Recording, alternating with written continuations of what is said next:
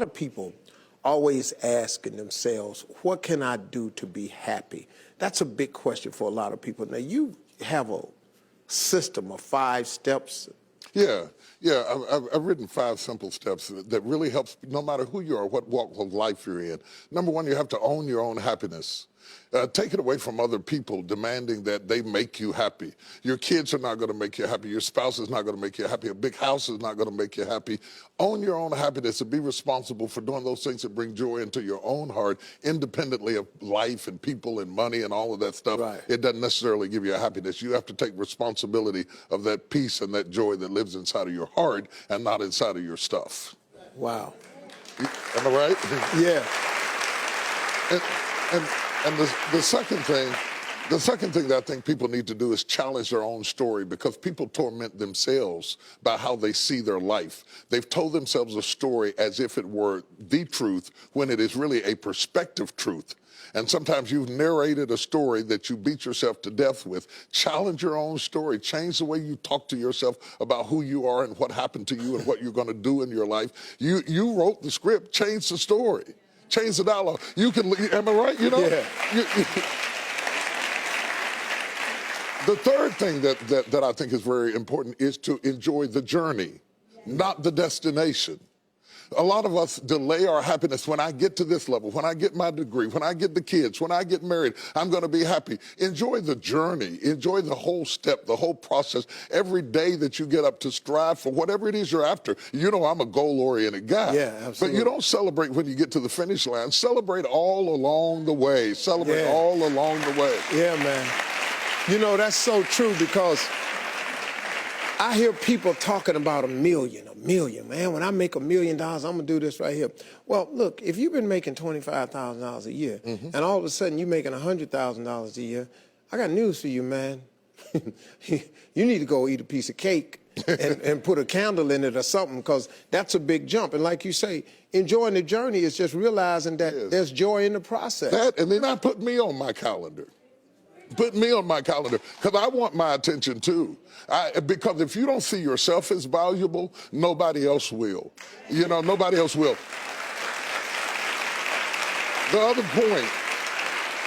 point is make relationships count.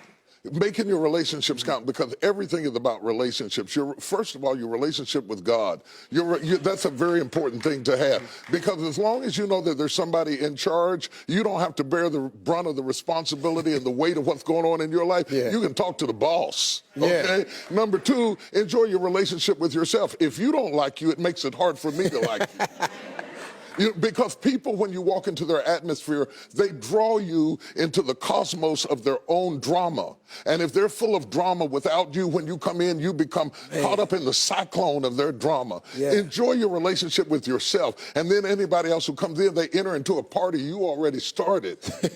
You understand? Yeah. And then the relationship with your kids, the relationship with your spouse, the relationship with your friends, taking time to enjoy the relationships, because there is no fruit. Nature teaches us that there is no fruit without relationships. You cannot be fruitful by yourself in business, in home, in life, in church. I don't care what it is. You are no more than the relationships you surround yourself with, and make sure that those are good ones. The 5th thing, Yeah. Now, go ahead. I'm loving it, man. Is this good? Yeah, this is really good. The 5th thing that I really ascribe to is balance work with play. You can't do all of either one and be successful. And to those whom much is given, much is required. And if you work really hard and you're a really diligent person, make sure that you do some play to balance your life out. If you play real hard but you don't work very much, you're going to be fun, but you're going to be hungry. You know what I'm saying? You got to balance work with play. You have to balance that with your children. If you're always a disciplinarian, your daddy going to get you when you get home. I don't want to always be the police in the house. Yeah. I want to be the fun guy sometimes. Balancing work with play called this not only for you to be holistic, but for people to get a better perspective of who you are. I get on my Instagram and I put crazy stuff. My kids die. Just yesterday, I put me sweating in the gym saying they said it's going to be fun, but it hadn't gotten fun yet. You know, to let people know that everything is not serious every day. That's too much pressure. We've got way too much pressure on us to be the people we were created to be. You got to enjoy the journey and the process. Like I told my kids the other day, I said, let me explain something to y'all. if something happened to me and Mama, I want you all to understand, y'all gonna be around the casket crying because I'm not leaving you everything. I'm just not. I'm gonna spend 85% of my income on me and your mama. Right. Yeah. Right. I'm gonna leave about 5–10%. That's it. The rest of the money, me and your mama going somewhere. We can, Dad, we can't go on vacation. No, I want to be just with your mother. Well, here's it's the cool. thing that people don't understand about children. It is not what you leave to them that makes them great. It's what you leave in them. And if you leave enough in them, you don't have to worry about what you leave to them. If you leave more to them than you leave in them, they will run through everything you left to them. Yeah. But if you leave enough in them, you don't have to leave so much to them because they can go out there and make their own way in life. Cool. I'm glad you said that, because now they ain't getting nothing. Coming up next, Bishop T.D. Jakes has a special story to share with us that proves miracles happen right here on earth. Stay with us. We'll be right back.